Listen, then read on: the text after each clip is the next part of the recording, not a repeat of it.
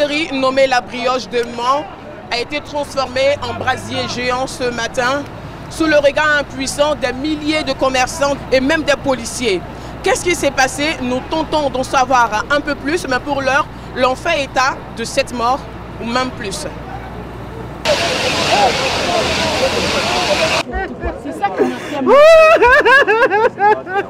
On leur a appris qu'il y a des personnes qui sont décédées. Il y a une boulangerie, il y a une pâtisserie, et ici à côté aussi il y a un service d'assurance qui sont partis en flammes. On sait qu'il y a une famille de l'autre côté aussi, vers le sud donc, de la boulangerie, qui cette famille aussi a perdu beaucoup de biens.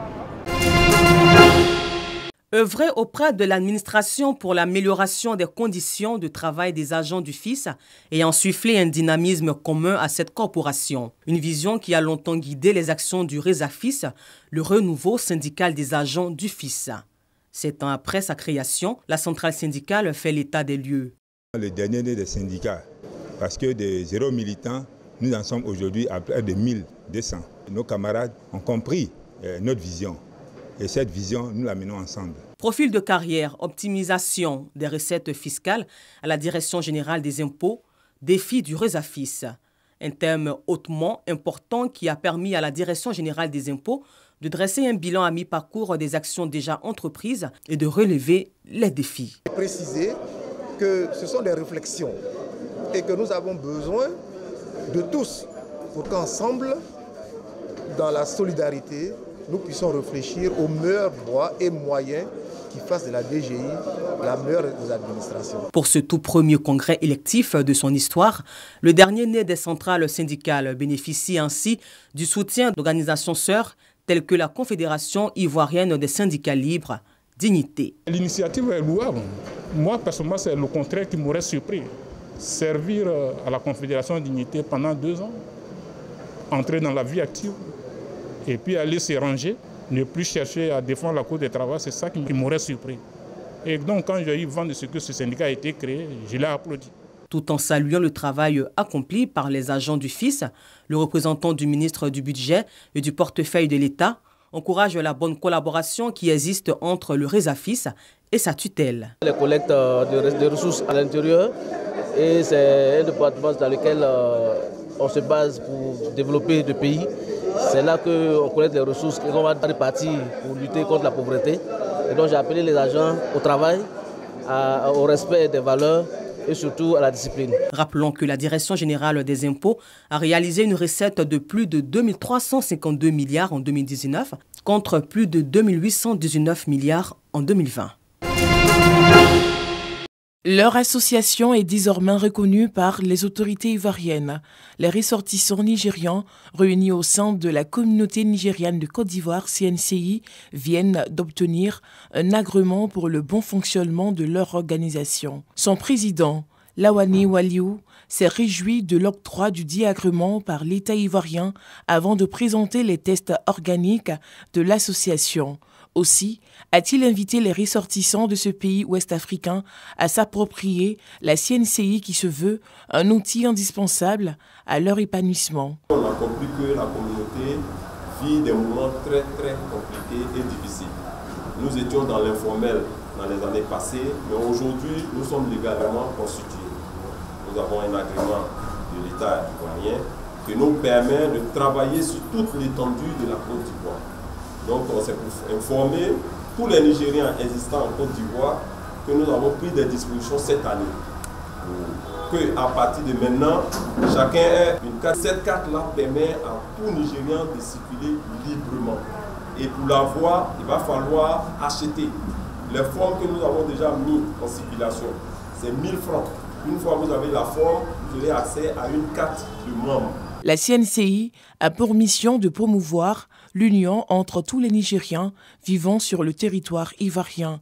Elle vise également à promouvoir l'entraide entre les filles et fils de l'association. Au nombre de 2, ils reçoivent ce matin des certificats en guise de reconnaissance pour leur engagement au service de la communauté. Ces jeunes leaders sont des lauréats du Youth Heroes Awards. Ce prix est décerné par l'International Association of Youth and Students for Peace, association internationale des jeunes étudiants pour la paix. Il vise à récompenser les jeunes qui ont positivement impacté la communauté durant l'année civile écoulée. Aujourd'hui, nous avons procédé à la distinction de deux jeunes ivoiriens qui, au cours de l'année 2021, se sont investis dans des activités communautaires. En 2022, nous allons suivre tous les jeunes qui sont impliqués dans les activités communautaires, impliqués dans les activités qui sont orientées vers leur communauté afin de pouvoir, à la fin de l'année 2022, leur décerner la même distinction. Je voudrais aujourd'hui témoigner toute ma gratitude et remerciements à EOSP qui aujourd'hui nous honore, nous célèbre pour toutes les activités au niveau communal et au niveau des associations, surtout à l'endroit des populations vivantes. L'International Association of Youth and Students for Peace est une famille mondiale de jeunes qui militent pour une culture de paix et d'amour. Les musiques traditionnelles et tradimodernes, quel vecteur de paix, de réconciliation et de cohésion nationale en Côte d'Ivoire.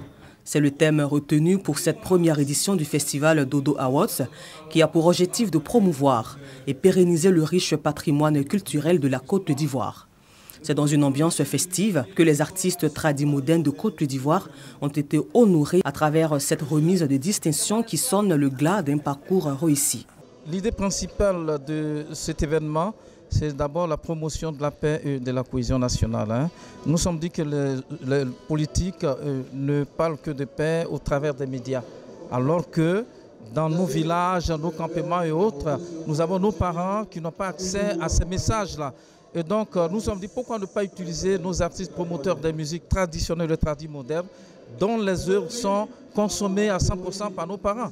C'est un moment fort que les artistes récipiendaires n'oublieront pas de sitôt. Je suis très content, je suis très heureux.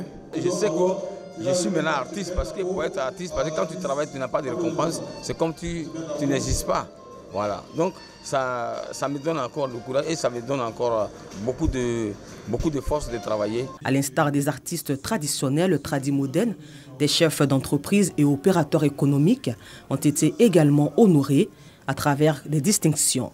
Ce prix est important pour nous dans ce sens qu'il prône l'excellence dans la gestion des entreprises, dans le social et le développement pour la Côte d'Ivoire.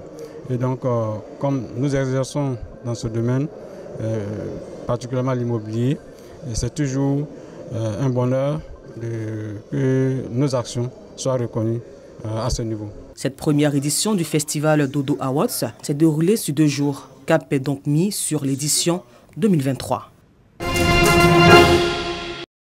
Un spectacle désolant dans le nord-est du Kenya.